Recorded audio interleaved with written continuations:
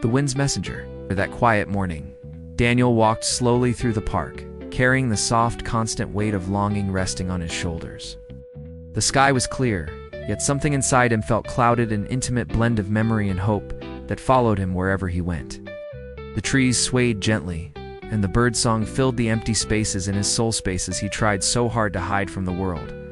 He followed the dirt path, watching the fallen leaves drift like tiny letters forgotten by time. The air smelled of freshly damp grass, and each step felt like an invitation to revisit memories he preferred to keep silent. But that day they came unannounced. They came because the heart, no matter how hard it tries to be strong, always finds a way to remember what it loves most. As he walked, Daniel heard the rapid flutter of wings and looked up. A hummingbird hovered in front of a violet flower, moving so fast it seemed to exist between two worlds, the one of now and the one of forever. He smiled, almost shyly, feeling a tenderness rise in his chest. That tiny creature always reminded him of her, of the woman who had left, carrying with her the dawn-like fragrance that once lit up his days. He thought about how the hummingbird seemed driven by something greater than instinct, like it carried an invisible calling in the rhythm of its wings. What makes such a small creature so determined to fly? He whispered to himself, reflecting more about his heart than the bird. Perhaps it was the same force that kept him going, even when longing felt heavier than his body could bear. Daniel walked toward the lake, where they used to sit together. The old wooden bench was still there, marked by time and by the conversations they shared. He ran his hand along the backrest, remembering how she used to talk about clouds, always imagining shapes he couldn't quite see. In some way, that was a kind of flight tutha, ability to turn the ordinary into poetry. He sat down and closed his eyes for a moment. The wind blew gently, touching his face with the tenderness of someone trying to awaken an old memory. He breathed deeply, letting the air in like welcoming an old visitor. And in that brief instant, her memory felt so alive it seemed to sit beside him. He could almost hear her voice soft, like the movement of the hummingbird's wings. After a few minutes of quiet, Daniel opened his eyes only to see the hummingbird again. This time it flew in small circles, moving closer to the bench as if trying to call his attention. Daniel smiled and extended his hand, even though he knew it wouldn't land. "If you happen to find her out there," he whispered, "tell her I still miss her, that I still keep every smile, every gesture, every dream." The hummingbird darted away as if it understood, and Daniel allowed himself to believe just, for a moment, that the tiny creature could cross distances he never could. Maybe that's how deep longing worked. It looked for wings in anything that could travel farther than the human will. When he stood up, his heart felt lighter, though still full. The park looked different, even though nothing had changed. He was the one who had shifted in that brief moment of surrender. He continued down the trail, watching the children run, the dogs play, and the elderly talk with the wisdom etched in their wrinkles. Life flowed around him, yet his own life felt gathered entirely inside one memory. Daniel walked on until he reached a more secluded area, where the trees grew taller and the birds sang as if part of an invisible celebration. He loved that place because the world seemed to slow down just enough for his heart to be heard. And what he heard was simple. He still loved her in a way that asked for nothing. Love that existed not because she was there, but because he was. Memories surfaced as naturally as leaves blown by the wind. He remembered the first time he saw her. The way her smile seemed to brighten even the most forgotten corners of his soul. The long conversations, the comforting silences, and the feeling that the world had a silent music only the heart could hear when she was near. But she was gone, not out of lack of love, but out of lack of time. Life, with its crooked paths, had placed distance between them. Distance he could not cross, and she needed to accept. He understood, but understanding didn't prevent longing. And now, standing in the park, he wondered if she ever missed him too, or if she now walked through another park in another city, watching other birds and building new stories. He stopped beside a large tree and leaned against the trunk, letting his body rest. The hummingbird appeared again in another flash of color.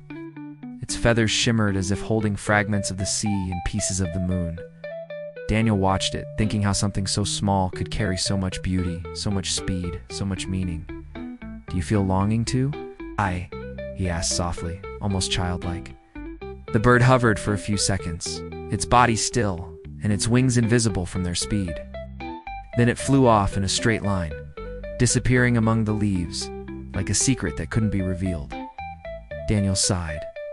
Maybe that's what longing is. Flight too fast for us to understand.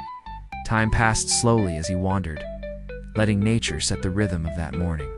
Sometimes he stopped to observe a new bird. Other times he closed his eyes just to feel the wind. In certain moments, he imagined her walking beside him. In others, he remembered she had followed the path she needed to take alone. Longing was a strange feeling. It hurt, yet it warmed. It weighed, yet it taught. And Daniel was learning bit by bit to live with that invisible presence. Learning that loving someone who's no longer near isn't a waste. It's a way to keep the most beautiful part of your own heart alive. He reached a small wooden bridge crossing the park's stream. The water ran clear, reflecting pieces of the sky like it carried a promise. Daniel rested his hands on the railing and watched the flow, thinking how life also moved forward even when it felt still. Water always found a way. Maybe he would too. As he listened to the water's murmuring, he sensed the hummingbird again. It perched on a nearby branch and for the first time, it stayed longer than a few seconds. Daniel froze, nearly holding his breath, admiring that tiny being that seemed to carry the world's poetry in its wings. "So you came back," he murmured, with a smile mixing peace and melancholy. The bird tilted its head, as if observing something in him. Daniel spoke not, because he expected to be understood, but because the words needed to be freed. "If you find her," he began quietly, "tell her I'm still here, walking these same paths, looking at the sky the same way she used to, feeling the world with the tenderness she taught me. Tell her I don't expect her to return, but that if she ever does, my heart still knows the way." The hummingbird flew off, as if carrying the words he couldn't send by any other means. Daniel watched it until the small flash of color vanished between the leaves. Strangely, a soft relief spread through him. He knew the bird wouldn't deliver messages. He knew life followed its own rules. But speaking to the hummingbird made him reconnect with something essential inside himself. Hope, not the hope of having her back, but the hope that life still held beauty even after loss. He kept walking until he reached a high part of the park that offered a wide view of the city. The houses and buildings looked small beneath the vast sky. Daniel sat in the grass, letting the sun warm his face. Its warmth felt gentle, like the touch of her hand on his shoulder when they used to walk together. He looked at the horizon and realized that, despite the longing, there was beauty in that emptiness. Absence had a way of illuminating too. Sometimes, only when something left did the world gain new contours. It hurt, yet it revealed. He stayed there for a long time, breathing, letting silence speak. And through that silence, he understood something important. He didn't need to forget to move on. Didn't need to erase memories to create new ones. Love wasn't a wall, it was a bridge. Bridges were not only built to bring someone to youth, they were built to take you somewhere too. Standing up from that hill felt like finishing a cycle. He walked down the path feeling that something inside him had shifted. The longing remained, of course, but it no longer hurt the same way.